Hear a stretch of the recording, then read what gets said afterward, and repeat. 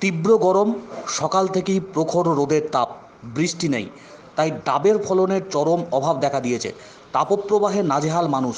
ডাবের চাহিদা থাকলেও পূর্ব বর্ধমানের কালনায় প্রায় অমিল। গ্রীষ্মের মরশুমে ডাবের চাহিদা থাকে প্রত্যেকবার, কিন্তু এবার তাপপ্রবাহের জেরে ডাবের চাহিদা আরও বেড়েছে। কিন্তু চাহিদা থাকলেও তা পাওয়া যাচ্ছে না, তার ফলে দাম ক্রমশ বাড়ছে।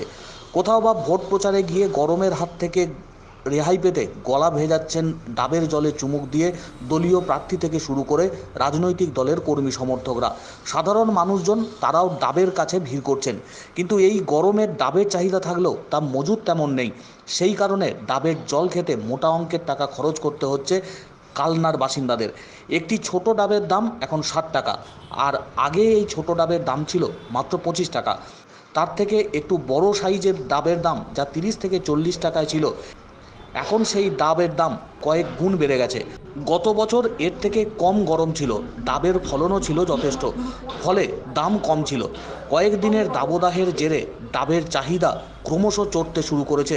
যেমন ডাব প্রায় অমিল, আর ডাবের জলে গলা ভেজাতে মোটা অঙ্কের টাকা গুনতে হচ্ছে মানুষজনকে। এটা কেমন? ডাবের চাহিদা আছে দাদা, কিন্তু ফলন নাই। আর যারা যত গাছ ছিল গাছ কাটা পড়ে যাচ্ছে, পুরানো গাছ ফলন নাই, নতুন করে কেউ গাছ লাগাচ্ছে না। আমাদের চাহিদা আছে কিন্তু আমরা মাল পাচ্ছি না। ভোটে ফাটে এখন পর্যন্ত ভোটের খুব একটাই হচ্ছে না, কিন্তু আমাদের কাছে যারা মাল নেয় তাদের খুব চাহিদা আছে, মাল অতিরিক্ত 40 ডিগ্রি আছে।